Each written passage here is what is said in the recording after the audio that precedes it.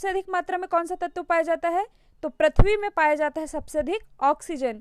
और यदि पूछे कि वायुमंडल में, तो वायुमंडल में सबसे ज्यादा पाया जाता है नाइट्रोजन। नाइट्रोजन वायुमंडल में, ऑक्सीजन पृथ्वी में, और यूनिवर्स में सबसे ज्यादा पाया जाता है हाइड्रोजन। तो ये भी आप याद रखिएगा। नेक्स्ट क्वेश्चन है सापेक्षता का सिद्धांत यानी कि प्रिंसिपल ऑफ रिलेटिविटी, इसका प्रतिपादन किसने किया था? तो इसका प्रतिपादन किया था आइंस्टीन ने, और इसके लिए इन्हें नोबेल प्राइज भी मिला था। यह आप याद रखिएगा, इनका नाम है आइंस्टीन। नेक्स्ट क्वेश्चन है तैरने का सिद्धांत यानी कि लॉ ऑफ फ्लोटिंग, इसकी खोज किसने की थी? तो तैरने के सिद्धांत की खोज की थी आर्किमिडीज ने। और अक्सर इनसे रिलेटेड कंट्री का नाम भी पूछ लिया जाता है, तो आर्किमिडीज बिलोंग करते थे यूनान से। तो ये भी आप याद रखिएगा। नेक्स्ट क्वेश्चन है थायराइड ग्रंथि की अत्यधिक वृद्धि किसकी कमी के कारण होती है? यानी कि किसकी कमी हो जाती है जिससे कि थायराइड ग्रंथि बढ़ जाती है यानी कि फूल जाती है? तो सबसे पहले मैं आपको बता दूं, थायराइड ग्रंथि यानी कि थायराइड ग्लैंड कहाँ पाया जाता है? यह पाया जाता है गले में।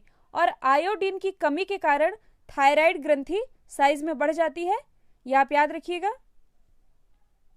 नेक्स्ट क्वेश्चन है साइटोलॉजी में किसका अध्ययन किया जाता है? तो साइटोलॉजी में अध्ययन किया जाता है कोशिकाओं का यानी कि सेल्स का। और एक चीज, फलों का अध्ययन क्या कहलाता है? पोमोलॉजी। और जनसंख्या का अध्ययन, तो जनसंख्या के अध्ययन को कहते हैं डेमोग्राफी। तो ये भी आप याद रखिएगा। नेक्स्ट क्वेश्चन है एथलीट फुट रोग, यह किसके कारण होता है? तो यह होता है फंजाई के कारण यानी कि कवक के कारण। नेक्स्ट क्वेश्चन है ब्लड क्या है? तो दोस्तों ब्लड जो है एक संयोजी उत्तक होता है यानी कि कनेक्टिव टिश्यूज होता है। अब यह संयोजी उत्तक क्या है? तो जो सिर से पैर तक पाया जाता है, सिर से पैर तक जिसका कनेक्शन रहता है। आप सभी जानते हैं ब्लड यदि हम सिर से देखें और पैर तक, तो पूरे बॉडी में ब्लड पाया जाता है। और हड्डी भी एक संयोजी उत्तक ही है, लेकिन यहाँ पे ब्लड को पूछा जा रहा है, तो ब्लड है एक कनेक्टिव टिश्यूज। तो याद रखिएगा। नेक्स्ट क्वेश्चन है जंतु कोशिका के किस हिस्से को पावर हाउस कहते हैं? यानी कि ऐसा भी पूछा जा सकता है कि कोशिका का पावर हाउस किसे कहा जाता है? तो यह कहा जाता है माइटोकॉन्ड्रिया को। कई बार पूछा गया क्वेश्चन है। नेक्स्ट क्वेश्चन है मानव लीवर में कौन सा विटामिन पहले से मौजूद होता है? तो यदि आप कुछ खाते पीते हैं तो आपके खाने और पीने से कुछ विटामिन जो होते हैं आपके बॉडी में बनते हैं, लेकिन एक विटामिन ऐसा है जो मानव लीवर में पहले से मौजूद होता है और उसका नाम क्या है? Vitamin A. और क्वेश्चन इस तरह से भी पूछा जा सकता है कि विटामिन ए मानव शरीर में कहाँ मौजूद होता है? तो यह मौजूद होता है लीवर में। और विटामिन ए का रासायनिक नाम क्या होता है? रेटिनॉल। और इसकी कमी से कौन सा रोग होता है? तो विटामिन ए की कमी से रोग होता है रतौंधी। तो ये भी आप याद रखिएगा, इंपॉर्टेंट है। नेक्स्ट क्वेश्चन है विकास का सिद्धांत यानी कि थ्योरी ऑफ इवोल्यूशन, इसका प्रतिपादन किसने किया था? तो विकास के सिद्धांत का प्रतिपादन किया गया था डार्विन के द्वारा। और डार्विन को ही फादर ऑफ एवोल्यूशन कहा जाता है। तो ये भी आप याद रखिएगा। नेक्स्ट क्वेश्चन है सौर विकिरण यानी कि सोलर रेडिएशन, यह किसके द्वारा मापा जाता है? तो सोलर रेडिएशन मापा जाता है पायरोमीटर के द्वारा। और बैरोमीटर से हम क्या मापते हैं? बैरोमीटर से वायु दाब मापा जाता है, यह वायु दाब मापी है। और यदि इसका जो रीडिंग मीटर है बैरोमीटर का, वह एकदम से यदि गिर जाए तो यह किसका साइन होता है? यह आंधी तूफान आने का साइन होता है।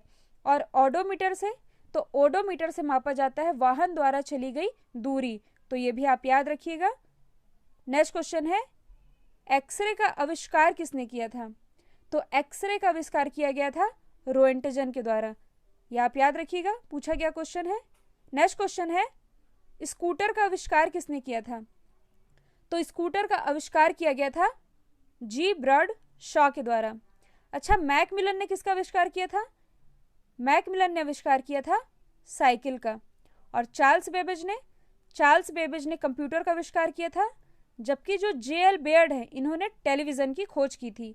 तो ये भी आप याद रखिएगा। नेक्स्ट क्वेश्चन है पादप कोशिका भित्ति, यह किसकी बनी होती है? यानी कि प्लांट सेल वॉल, यह बनी होती है सेल्यूलोज की। नेक्स्ट क्वेश्चन है अफीम के किस भाग से मार्फिन की प्राप्ति होती है? मोस्ट इंपॉर्टेंट क्वेश्चन है। और मार्फिन की प्राप्ति होती है फ्रूट कॉट से।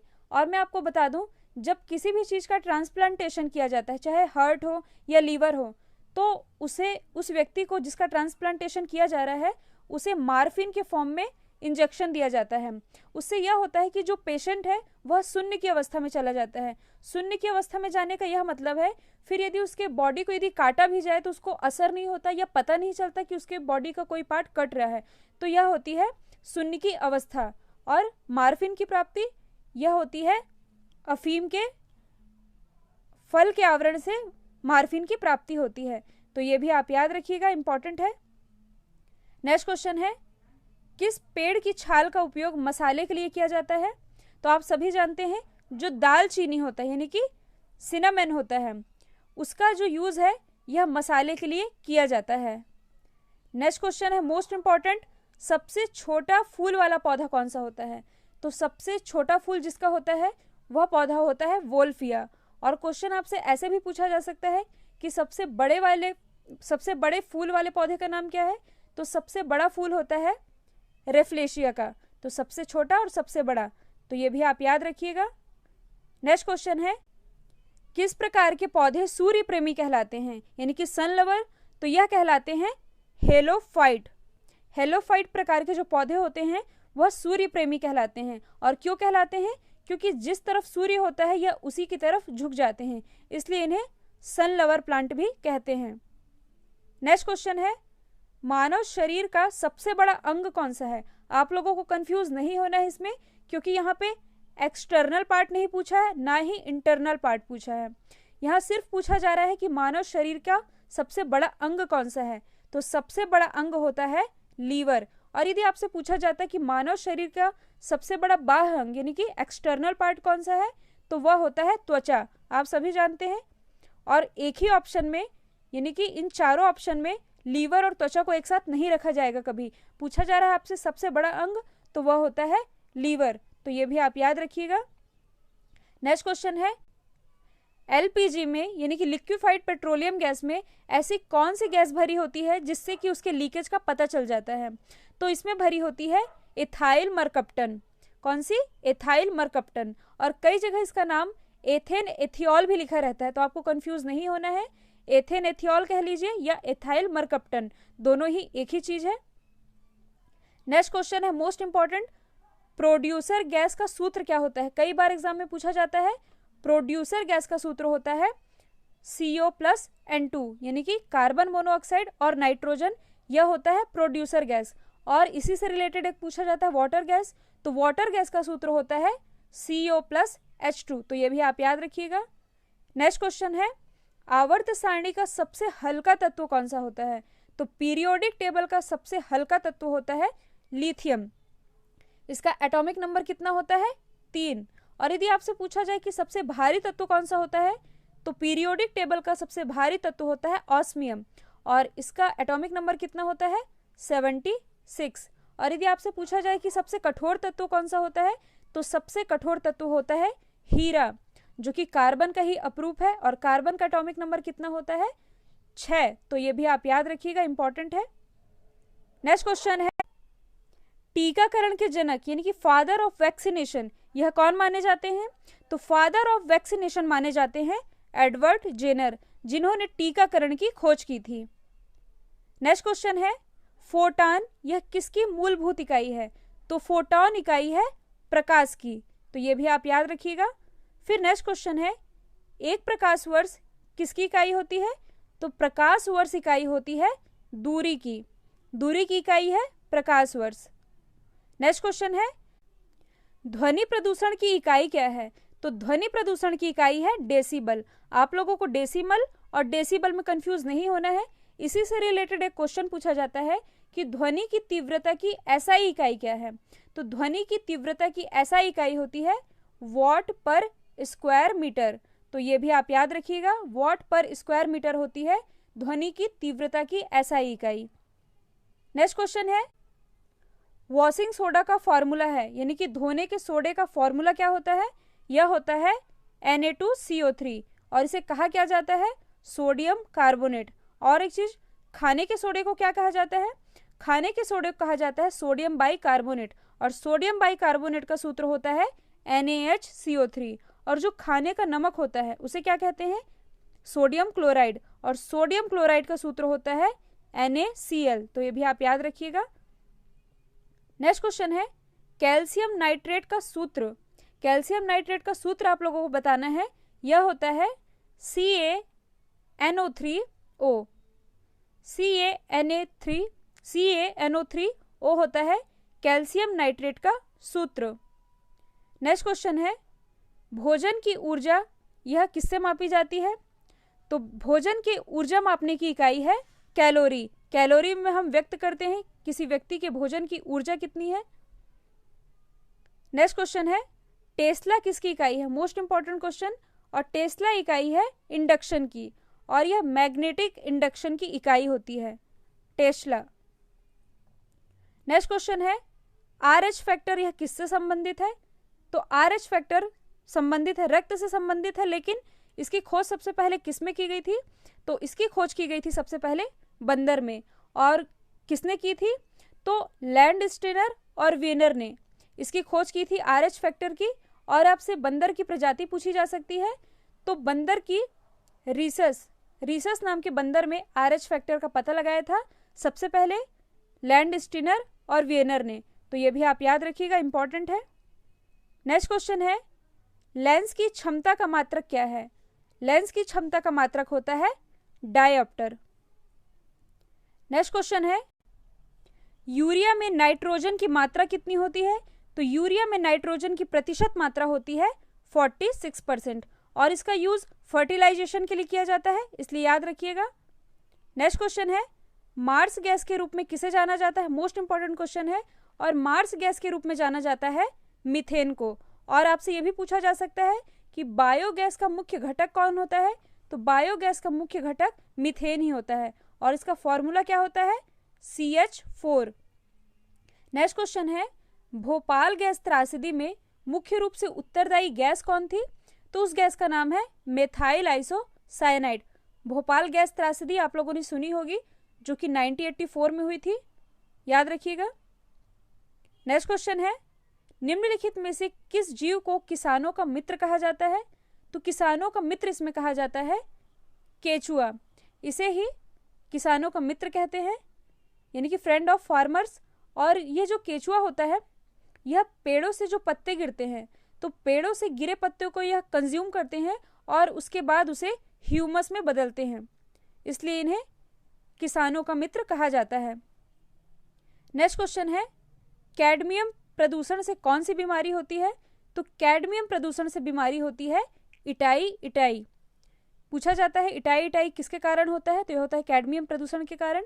और यदि पूछा जाए कि मिनी माता रोग किसके कारण होता है, तो मरकरी के कारण होता है मिनी माता रोग। तो ये भी आप याद रखिएगा। नेक्स्ट क्वेश्चन है बल्ब में निम्नलिखित में से किस गैस का प्रयोग होता है?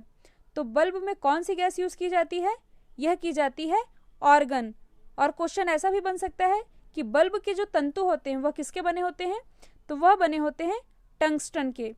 बार बार पूछा जाता है क्वेश्चन, याद रखिएगा। नेक्स्ट क्वेश्चन है फलों को पकाने के लिए किसका उपयोग किया जाता है? तो फलों को पकाने के लिए यूज किया जाता है एथिलीन का।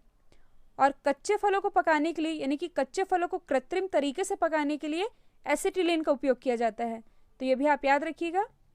नेक्स्ट क्वेश्चन है शुष्क बर्फ यानी कि ड्राई आइस, यह क्या है? तो यह एक ठोस कार्बन डाइऑक्साइड है। तो ये आप याद रखिएगा। नेक्स्ट क्वेश्चन है किस चीज से बने कपड़े जल्दी नहीं सिकुड़ते हैं? यानी कि किस चीज के इनमें से जो कपड़े होते हैं जल्दी नहीं सिकुड़ते? तो कॉटन के कपड़े तो सबसे जल्दी सिकुड़ जाते हैं, लेकिन जो पॉलिएस्टर होता है उससे बने कपड़े जल्दी नहीं सिकुड़ते। आप लोगों ने स्पोर्ट्स पर्सन को देखा होगा, वह मोस्टली क्या सभी ही पॉलिएस्टर के कपड़े यूज करते हैं, क्योंकि यह सिकुड़ता नहीं है जल्दी। नेक्स्ट क्वेश्चन है ओजोन परत कहाँ पाई जाती है? Most important question. और ओजोन परत पाई जाती है समतापमंडल में, यानी कि स्ट्रेटोस्फेयर में। और अभी ही 2 दिन पहले ही, यानी कि 16 सितंबर को मनाया गया है ओजोन डे। तो ये भी आप याद रखिएगा। नेक्स्ट क्वेश्चन है ग्रीन हाउस गैस का मुख्य घटक कौन सा है? ग्रीन हाउस गैस का मुख्य घटक तो वैसे हम देखें तो कार्बन डाइऑक्साइड है, नाइट्रस ऑक्साइड है, जल वाष्प है, लेकिन इनमें से जो ऑप्शन है उनमें से जो कार्बन डाइऑक्साइड है वह है ग्रीन हाउस गैस का मुख्य घटक। नेक्स्ट क्वेश्चन है, रात में पेड़ों के नीचे सोना उचित नहीं माना जाता, और क्यों नहीं माना जाता?